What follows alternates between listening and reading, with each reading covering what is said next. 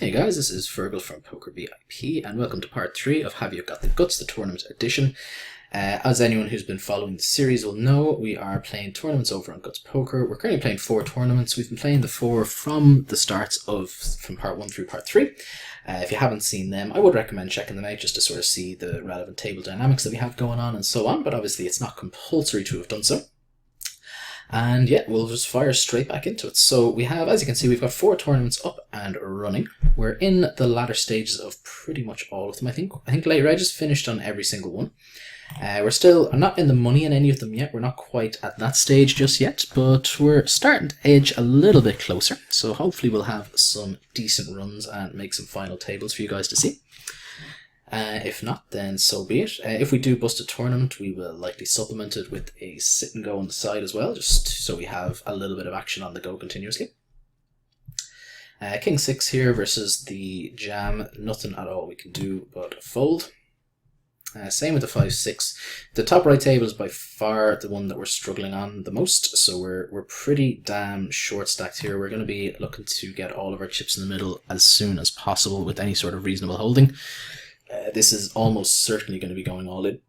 The only scenario I would imagine where it does not is if there is a raise and a re-raise. And even then, really and realistically, I'm probably just going to be going with this hand. Certainly at this point now I am. Just pretty trivial jam now for me. The King, Queen of Blue, pretty easy open from the button as well, of course.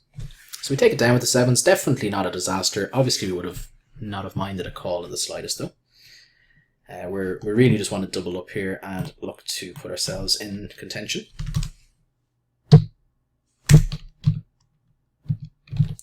Just going to bet small here on this flop. Look to encourage some shenanigans from Guts 1000.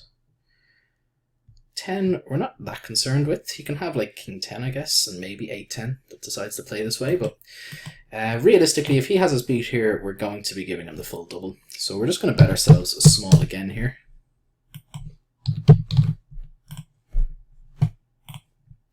Just under 4k into 12k, so just under a third pot, and then we'll jam rivers as well. If he does have a worse king, if he can have like King 9, King Jack, stuff like that as well. Although there is a reasonable chance he just stacks them off free to be on the flop, to be honest. This is one card that we will check back, although if he leads here we're just in such a gross spot. If he lead jams here we're so sad, which he does. He has not been aggressive at all in the slightest from what we've seen. He's been very, very passive. So when he does decide to lead here, I think we're just going to have to give him credit for the flush here pretty much always. Like, it's half our stack to invest in. It's a lot of our chips, and it's so difficult for us to have the best hand there on that run out. It's just a really, really disastrous run out for us. It's the kind of spot where, I mean, he's never going to be turning like he's never going to be turning like King Jack into a bluff there. He can have some 2 pairs, definitely. He can have lots of flushes. He can have some straights, but not that many. But I mean, it's not impossible. But yeah, just in general, it's just going to be, it's just one of the nut low runouts for us, basically. We are going to rip it here with the suited 1-gapper in the top right, and we're going to c-bet here. This guy so far has been relatively straightforward from what I remember. Although, sorry, we don't have that much of a sample on. But yeah, it seems like a perfectly reasonable board to fire on.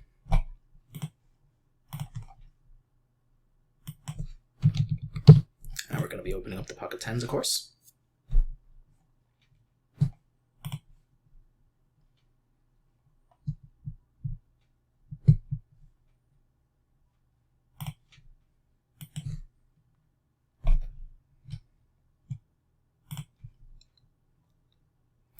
Again, not a very good flop at all for the 10 and the 10. Not a very good flop at all. I'm going to try to get this hand to showdown if we can. This guy's passivity is boding well for us here now. So we don't mind. When he's checked twice, it's definitely not shocking that we have the best hand there. But betting doesn't seem like it's going to accomplish much. So he has pocket 5s and he decides not to bluff at any point, which seems somewhat reasonable. I think if I was in his shoes when we've shown so much weakness, I would be tempted to turn our hand into a bluff at some point. Probably the turn when I've checked him twice. So it seems pretty unlikely that I'll be checking an ace or I can have King X I guess there, but I'm never checking an ace twice there realistically. And we're going to see a flop here with the suited ace in a multi-way pot.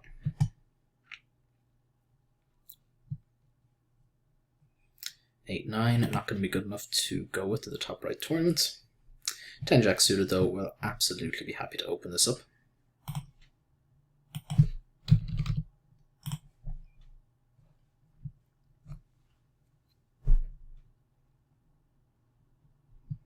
This guy opens, we are going to be jamming the suited king on him. Obviously we can't now, but if he had just raised, we would have been re-jamming all in, because he's shown a huge propensity thus far to folds, to re-raises. He's proven himself to be, like, you know, somewhat competent. He's positionally aware. He's opening buttons when he should be, that kind of thing.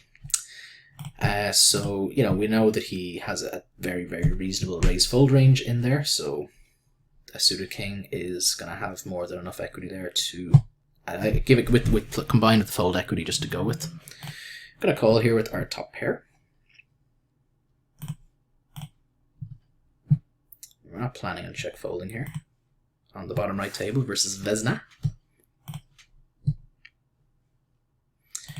They can have a very reasonable number of draws that are bluffing. They can have some 9x as well for sure.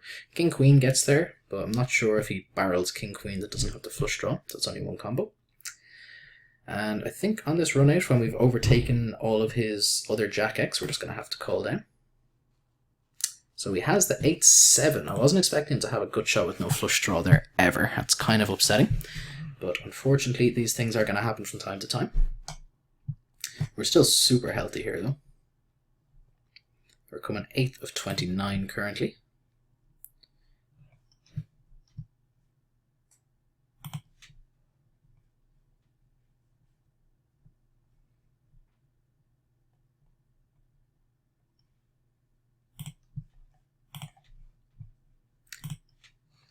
Again, we're still sort of in that sort of danger zone of just under 20 bigs here. Although 20 bigs is still plenty. We're not in any immediate danger, but we are certainly going to be looking out a little bit. This player looks like he's joined the fray anyway. We've got him, I think, on 3 different tables. He's played 2% of his hands over 245 hands. So for the first 150, 180 or something like that, he hadn't played a single one. So I'm guessing he was just not there. He'd registered for them earlier on and he just wasn't there. But because he's played a couple now, we know he is now at his desk.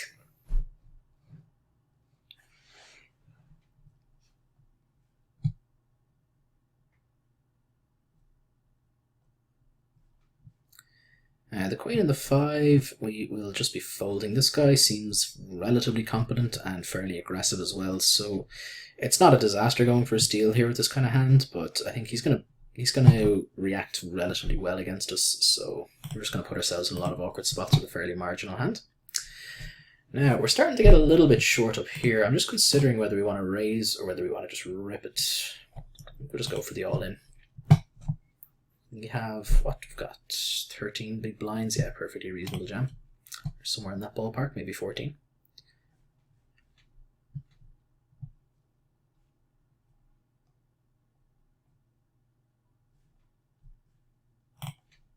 Take down the blinds, definitely don't mind that at all. And that's put us back up to 22k. 10 queen here. There are a lot of scenarios where we're going to be all in. If it's folded to us, we definitely are. And depending on the stack size and stats of certain players that open, we may consider a re-raise all in. This is not one of them. We only have 9 hands in him so far. He hasn't played a single one, but over 9 hands, that doesn't really count for much. But we're going to give him the benefit of the doubt.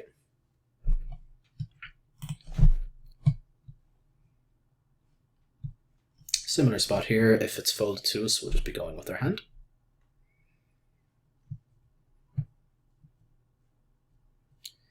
Ace Queen suited here. We're just going to rip it as well. So 2 all in side by side. This player is all in for, I'm not sure exactly how much, but it's going to be a side pot. Really unfortunate we're dominated here, so it looks like we're going to be busto, and we are indeed. So we just don't want to see a 9 or a tray roll off. So we're gone from 1 tournament. C'est la vie. But we pick up the blinds here, plus whatever the small side pot was there. I think that was relatively insignificant, but hey, it's still a pot to win, which is fine by us.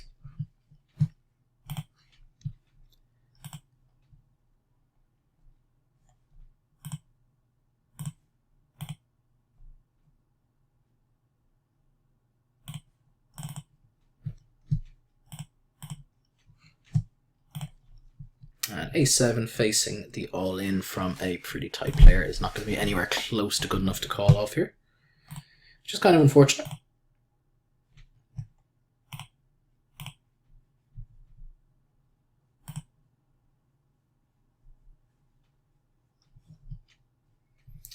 We actually would have had the best hand versus the jam, but against his overall range, I feel that we're going to be in pretty damn rough shape. Now, we might go and find a sit and go to tide us over for the little while.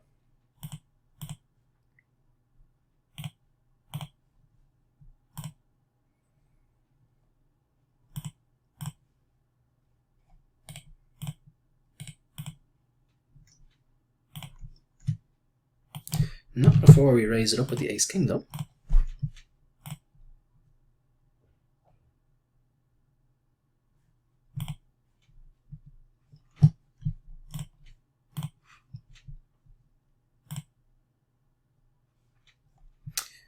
Very good flop for us. We are afraid of maybe ace-8, but not all that likely. Pocket 2s and pocket 8s are a concern, but we're ahead of pretty much everything else. We're going to go ahead and have a bet ourselves.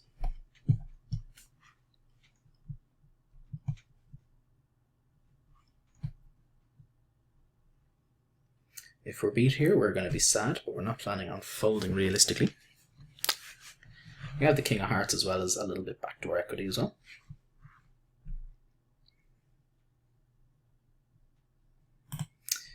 This player is thinking about doing something funky. He just goes ahead and he folds.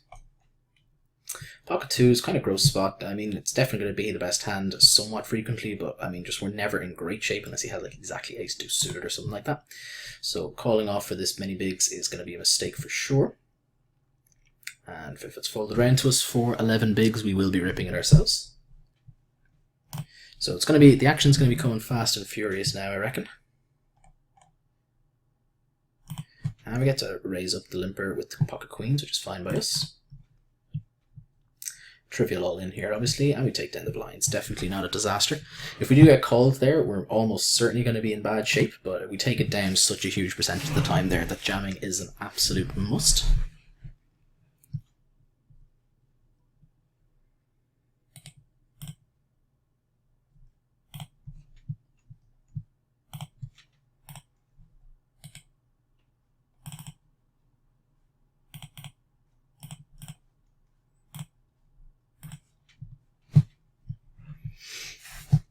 So we're down to 3 tables for the time being. I've regged a €5 Super Turbo sit and go. I'm not sure what the sit and go traffic is like at this time of the day though. On a Monday, I'm recording this on a Monday afternoon, so I would imagine it's not going to be incredible. We shall see though. Pocket jacks versus ace king, a bit of a cooler, and jacks hold, and we are down another player. Still super deep stacked in all of these tournaments, which is fine by me, bar the top left one, which has been by far the shortest, the shallowest stacked tournament throughout. Top 7 pay in this, we're down to 14 now, so we're getting closer and closer to that final table. We're almost down to the final 2 tables now. And a final table run would be nice and exciting. If we could manage to somehow run up a stack and bink it, that would be incredible. And let me just work out, we're in today for a total of, so far, about €60, including the €5 €5 sit and go that I've just regged.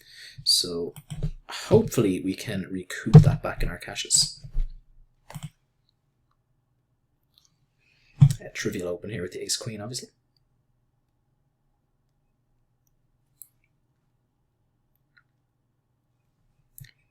Looks like it's going to go multi-way, which we're not in love with. We definitely would prefer either it to be heads up or for someone to have gone for a 3-bet where we can decide whether we want to go with their hand fully or not. At these stack depths, actually, though, that might not be fantastic. Okay, it's checked through. I was going to say, if this guy checks, we should have the best hand pretty damn often. When he just pots out, though, I don't imagine he's going to be bluffing there too frequently. It doesn't seem like he is, although it's a pretty good spot to be doing so. If he had checked, I would have bet our hand for protection because we're going to have the best hand a huge percentage of the time there when it checks through and the original checker decides to check again. But unfortunately we don't get that option. We call here versus the min raise. This guy so far hasn't been, crazy wild or anything like it. He's checked back. We're going to take the initiative now and start betting ourselves. We're going to fire one and done here, I think. We do have a good shot. Obviously, if we hit the king, we'll bet again. But I think there's a reasonable chance that we get this through. We don't, so we're just going to check and give it up.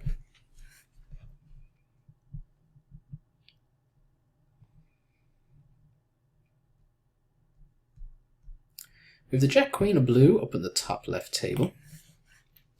We are going to be going with this hand in a few different scenarios. If a lot of love jams, we must call off. This guy decides to rip. We're going to have okay equity in general, but so far we don't have any information at all on this guy, so we don't know whether he is a reg, whether he's jamming correctly, or whether he's only kind of jamming the stronger ends of his ranges or not. So we're going to make a somewhat tight fold. Not that, obviously we're never loving calling it off there ever, but it's never going to be a disaster of a call there. And we have our sit and go up and running. This is just a hyper turbo, so fairly short start and stack. We're going to rejam here with the ace-4 and go for a lot of loves chips. We are in the lead, we are not anymore. We just need an ace. No dice. So that's a pretty substantial pot for us to lose, which is upsetting. Obviously, if we had won that, we'd be up to 30k, 15 big blinds. Instead, we are down to 15k, so only 7.5 big blinds. There's an absolutely huge difference between the two. So that has dented our chances of final tabling this tournament significantly, but I think ace-4, when he's about to hit the big blind and he only has 3 bigs, it's just a mandatory go with your hand. We're going to be ahead of his range significantly a lot, so we're never making a mistake there by going with it, but unfortunately he got there against us. Ace-Jack, we're not folding here in the hyper either.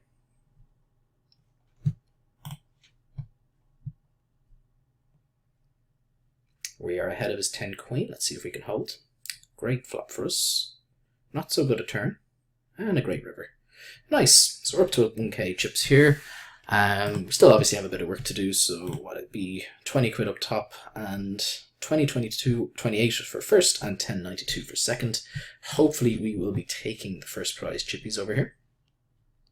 I'm going to call here with the 4-5 suited. This guy does not seem like the foldy sort, so we don't want to use this hand as a 3-bet bluff, and we don't want to just fold it either. And he goes ahead and he sticks with his singular pot sizing that we discussed in earlier episodes of he just loves a pot size bet when he has it. So pretty trivial fold when we have 0 equity.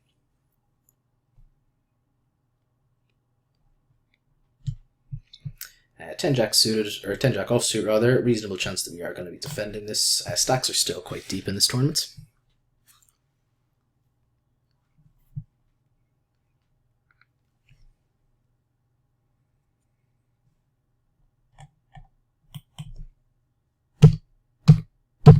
We're going to use this hand as a 3-bet bluff. He goes ahead and he calls. We flop middle pair, pretty reasonable. We're going to start this off with a check. We're not planning on check folding, depending on his sizing. For half pot, we are going to call and see a turn.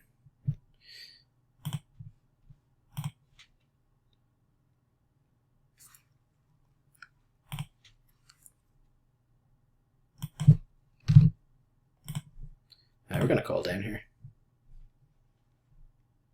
And we are indeed ahead. I didn't actually see what he had there. He had the jack and the king with the jack of hearts. So we faded a plethora of outs there, but we managed to chip up anyway. So we're up to 14k here. We have a top 8 stack. We're 8 of 24. This is only a 6-handed tournament though, so we don't have quite a final table stack just yet. And this is a tournament where actually the final table doesn't actually pay everybody. It's only the top 5 pay.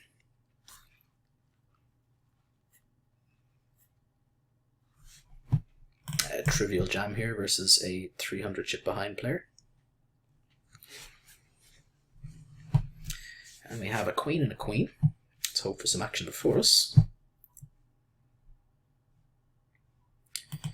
I mean, as suspicious as this is, we're actually just going to raise here rather than jam it ourselves. I mean, I would imagine that, like, if to any sort of competent player, that looks a lot stronger than just jamming, but my assumption is that most players playing these games aren't particularly good.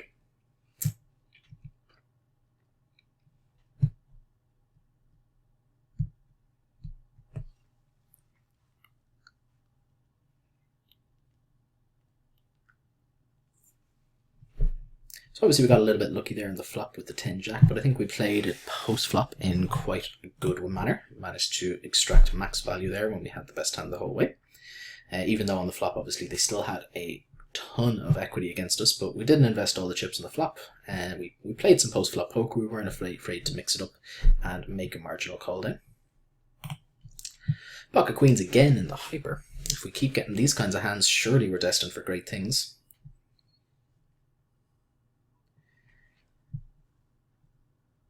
We're going to go for the ISO here, and even versus a min raise here, we only have like 12-13k behind, so we're in seriously rough shape. We can't defend despite this good a price, and we can't rejam 9 high. Just a really unfortunate spot. I mean, we could consider a jam there, but I'm not convinced it's going to be good. I don't think we ever have fold equity, and I think pretty much all of his hands are going to be ahead of us there. Queen 9 suited though, we may need to go with this hand. Let me do a quick bit of mathematics. I mean, we're down to like 4.5 big blinds here if we fold here. If we ever managed, I mean, realistically, we're probably not getting a fold, but we should have reasonable equity when called. Sometimes you have the best hand, like you can have like some 10 jacks and stuff like that, a little bit optimistic, but we're going to go for it anyway.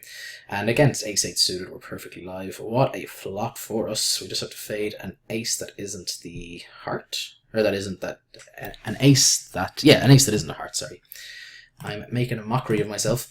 So that's a huge flip to win. So we're back up to just almost 30k, which is fantastic news. And we're still short stacked, so we're not loving the tournament just yet. But that's given us a lot more flexibility and room to breathe. So we've got a bit, and most importantly, we have a stack now that has fold equity. So here we have an ace, it's a 5-handed table. We're going to go for the jam for like 11 bigs, just over 11 bigs. And we can do some serious damage to all of these guys' stack sizes now. So they can't make light call ends against us. He has the jacks, obviously that's not light. Any 5, any ace dealer will do. And unfortunately we break off there. We finished 11th. I think that's a fine jam given the stack sizes, but you saw my point about having a hell of a lot more fold equity given the stack sizes that we were playing. So we went for it, and unfortunately we break out. So we're done with that tournament, and let's see how we get on here. So the King Queen of Hearts we will probably be playing.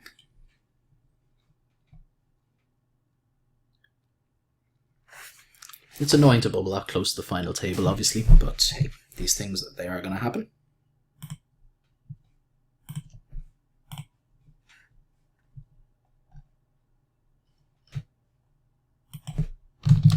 Pretty easy open here from the button with an offsuit king. So far, this guy has been very active. In no scenario are we ever folding a hand this strong here to this short stack of jam. He has the 6 and the 9. We flop him almost dead, and he is now dead. Nice.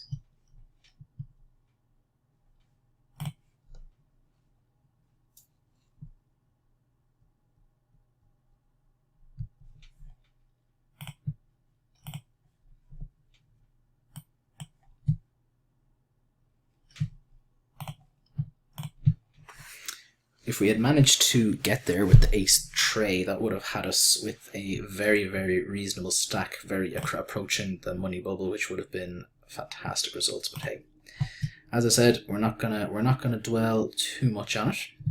We still have the hyper, which is fast approaching the money, especially if this guy, I mean, if people are going to be calling it off with 8-9 suited.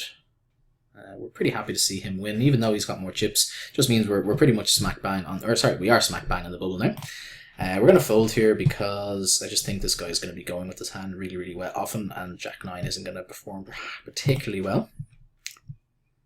We definitely want to see him get there and burst the bubble immediately. Unfortunately, the 10 Jack doubles, which is not what we wanted to see, but it's balanced off the stacks a little bit now. guy seems like he's going to be reasonably tough to have on our left, and definitely not what we want to see, a pretty aggressive player. Hopefully we can pick up some cards.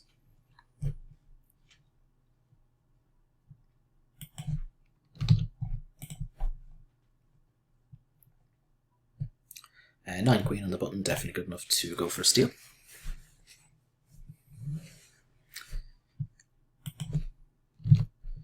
Gonna see that here. I think this guy check folds that board a very reasonable percentage of the time, which we are correct. Well, he folds that time anyway.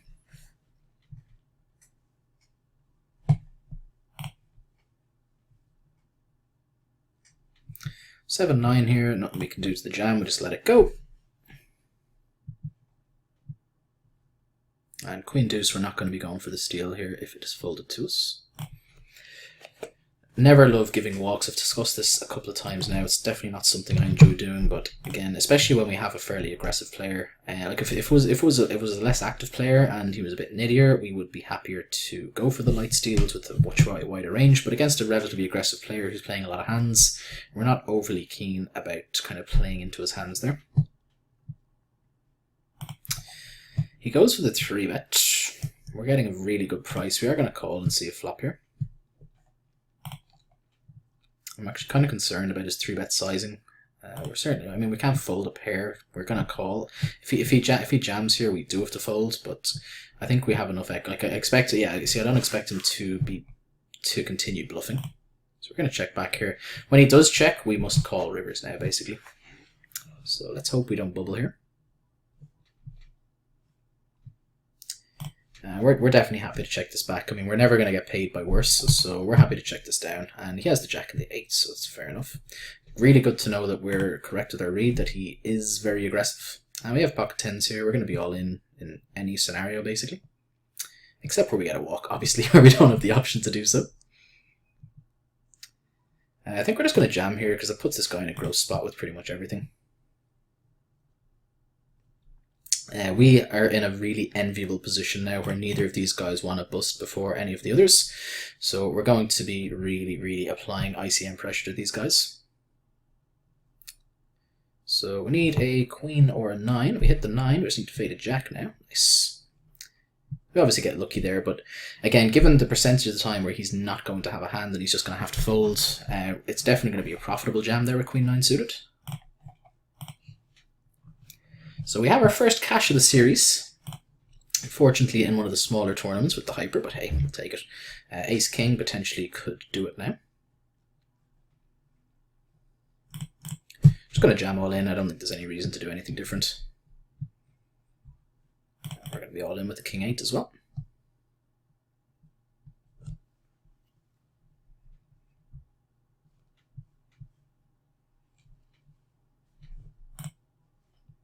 Calls it deuces, and let's see if we can hit a purr. King or 8 only, no dice. So level up the stacks a little bit. Definitely not what we wanted to see, but hey. We got lucky in the last hand, so we can't complain too much about not winning that flip. So stacks are close to bet even now. We're going to be jamming over and all in here with the suited ace. We're going to call it off now. Just need to fade a 7 or a king dealer.